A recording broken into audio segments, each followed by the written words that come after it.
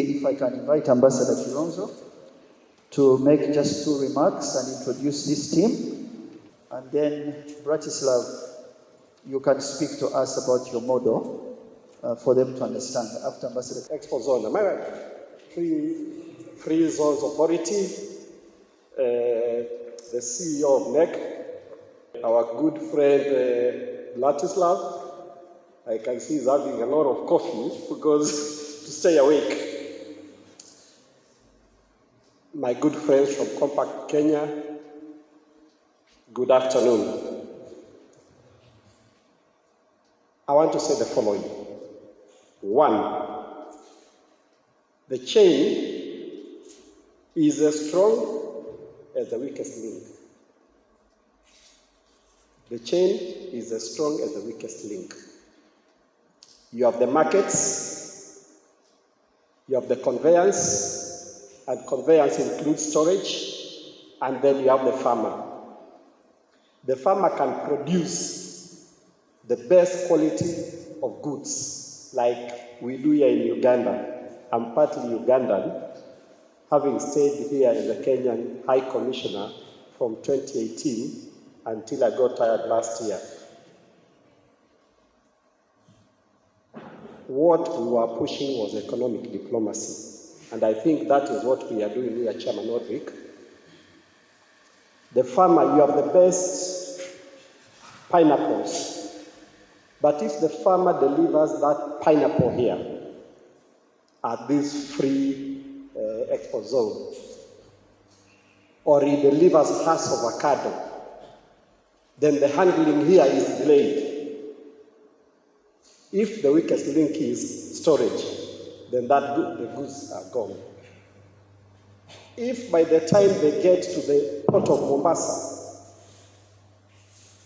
you find you don't maintain the temperatures which are required to keep it fresh before they get to the market, then they get to where Bratislav is, he can't sell. So everyone must do their work. And this is where we come into the principle of specialization. Everyone becomes the master of his craft. The problem with us, remember I'm starting with me, us Africans, we like being the jack of all trade and master of none. We want to be the producer, the farmer. The farmer, you want to pack, you want to decide who the transporter is, and you also want to negotiate the price of the market. Hizo njugu zikifika huko, wacha ziandikwe made in Kenya. Made in Kenya. Please. Out there, they buy brands. They buy brands. If you go there and say it's from Kasongolo in Uganda, it will rot in the shelves. But as long as you have a code bar to show origin, whatever they call it, the brand which is there, Salisbury, let them do it. At least you are getting your. This is what we need to know. If don't want to come to Kenya and decide, how to deal with the legislation there about warehousing and doing stuff, while there are those who have been at that job for all that time. And you Kenyans don't decide to want to be the farmer. You want to go and get land in Arua to do what the Ugandans do best. That is why we must have value addition. And as East Africans, we work together. For us, value addition is key. You produce coffee here, then it gets there, it's brought back here, less coffee, even the same farmer who produced it cannot afford.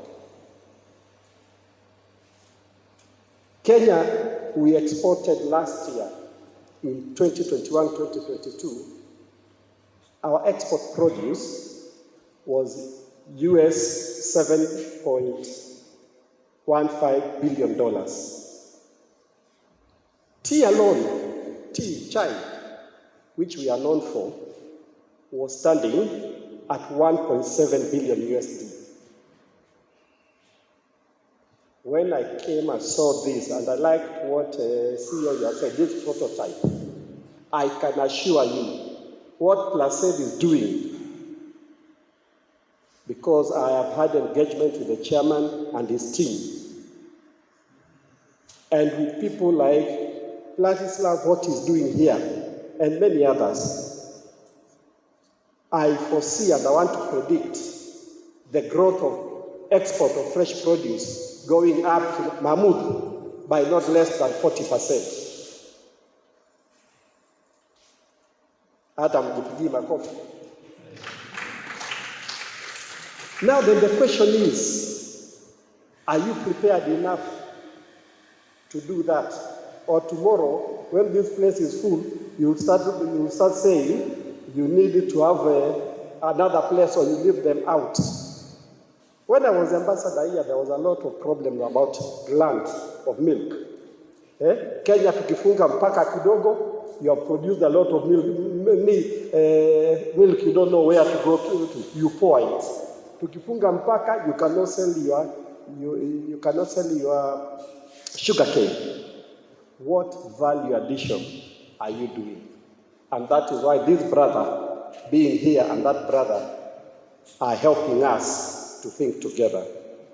So, ladies and gentlemen, without much ado, allow me to invite some young man, slim, but upstairs is very good.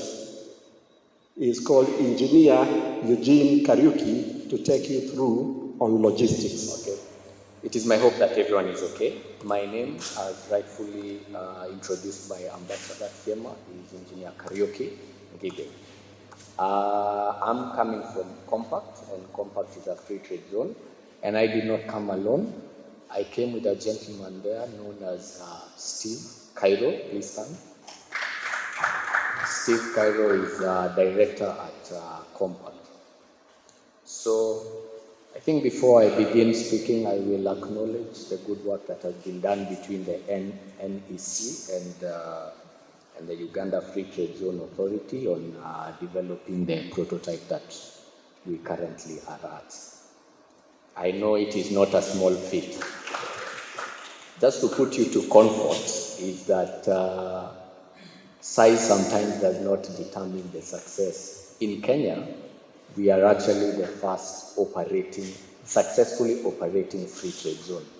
But if you look at the acreage, we are determined that we are one of the smallest.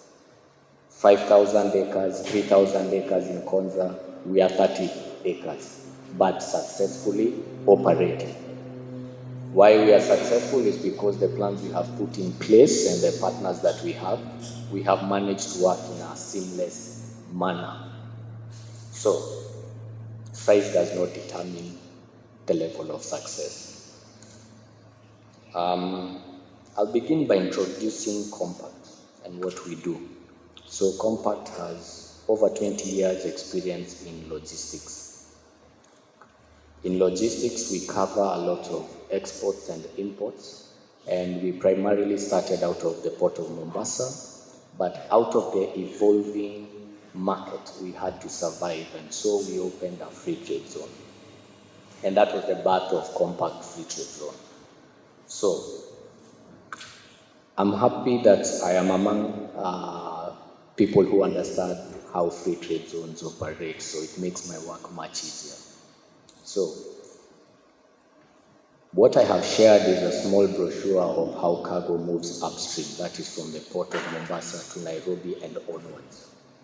So in our facility, having a facility in Nairobi and having a facility in Mombasa, we are a strategic partner from where we sit to as well pull you to the port of Mombasa from Entebbe.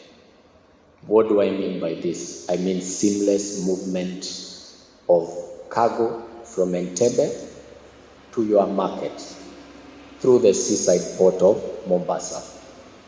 How do we do this? We are able to achieve this through free trade zone to free trade zone movement of cargo and commodity. Now, from where I stand, I can easily display that.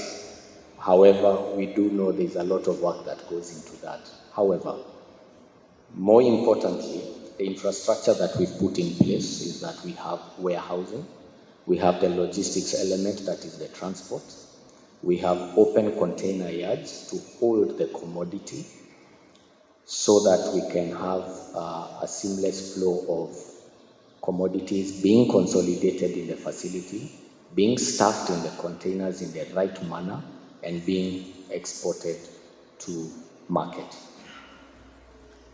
So, I will take time to give an example of how I foresee the movement of cargo from Entebbe to the seaside port of Mombasa seamlessly. I believe in the free trade zone here in Entebbe, goods will be received, goods will be graded, and goods will be stuffed into refrigerated containers. Once this is done, the goods will be transported to a free trade zone in Nairobi that is compact, meaning that the goods received here and stuffed here will be transported to another free trade zone, making it free trade zone to free trade zone, eliminating a lot of bureaucracy, a lot of paperwork that I believe being in export, you do experience a lot of delays in that bureaucracy. So we will be able and be in a position to eliminate that, especially when we are talking about perishables, where time and cost are the major constraints.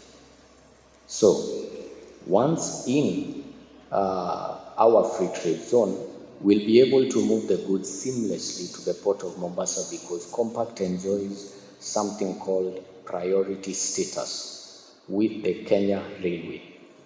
So what it means is that our goods are given first priority in loading.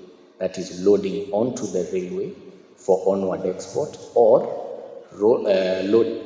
loading from port to rail for inward transmission. So this is the value we add.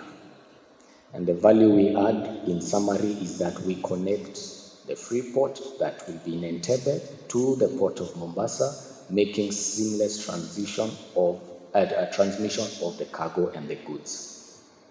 So I'll take some time to highlight the unique position that Compact has. Not only are we a free trade zone, but we are a licensed and gazetted customs area and transit shed.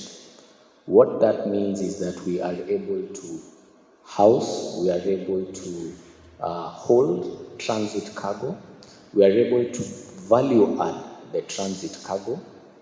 Not only that, but we are able to open up the local market to users of our free trade zone.